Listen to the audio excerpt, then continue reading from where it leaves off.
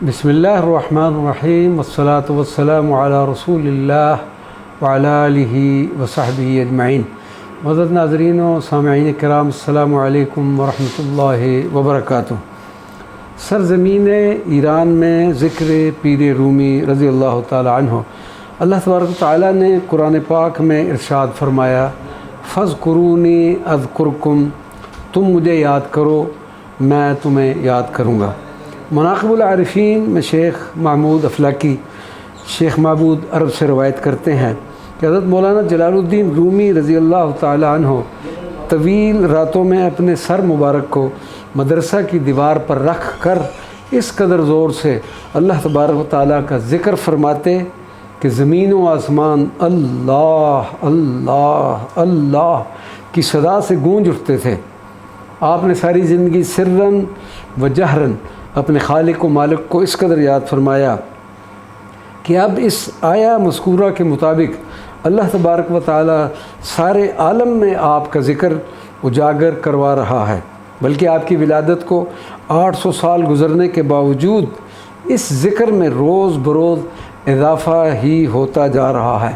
عالمی ادارہ یونیسکو نے سال 2007 کو حضرت مولانا روم کے 800 سالہ جشن ولادت کی تقریبات کا سال قرار دیا تھا۔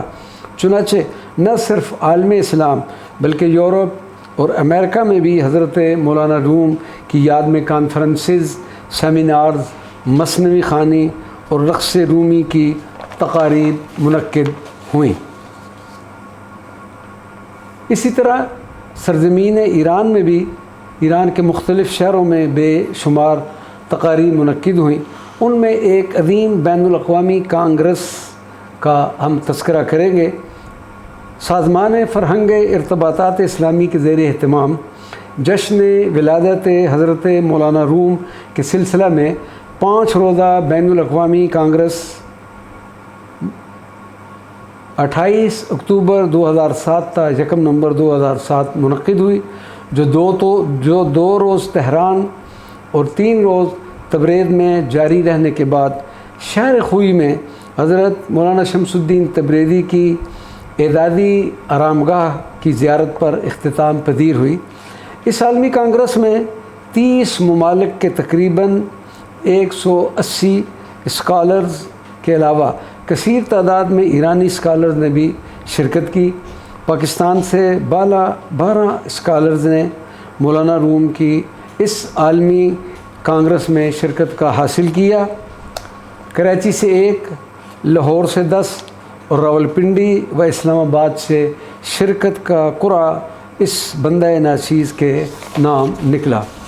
تہران میں 2 روزہ بین الاقوامی کانگریس کا افتتاحی اجلاس بروز اتوار 28 اکتوبر 2007 اسلامی جمہوریہ ایران کے صدر محترم جناب ڈاکٹر محمود احمدی نژاد کی زیر صدارت تہران کے بین الاقوامی کانفرنس ہال میں منعقد ہوا۔ اجلاس کی ابتدا تلاوت کلام پاک سے ہوئی، جس کے بعد استاد حسن ناہید نے اپنی بانسری نوازی کے ذریعے حضرت مولانا جلال الدین رومی کی نئے کی یاد تازہ کرا دی۔ کانگریس کے منتظم اعلیٰ جناب ڈاکٹر غلام رضا آوانی نے خطبہ استقبالیہ پیش کیا، جس کے بعد اسپیکر اسمبلی ڈاکٹر عادل حداد نے حضرت مولانا روم کے افکار و تعلیمات پر اشعار کے ذریعے اپنے خیالات کا اظہار فرمایا۔ تالیوں کی گونج میں صدر اسلامی جمہوریہ ایران کو خطاب کی دعوت دی گئی۔ اپنے مفصل و مفید خطاب میں ڈاکٹر محمود احمدی نژاد نے حضرت مولانا روم کو ایک عالمگیر شخصیت قرار دیتے ہوئے ان کے فلسفہ عشق و محبت پر اپنے خیالات کا بھرپور انداز میں اظہار فرما کر سامعین سے داد وصول کی۔ صدارتی خطاب کے بعد ایشیا، یورپ، افریقہ اور امریکہ کے مندوبین نے اپنے تحقیقی مقالات پیش کیے۔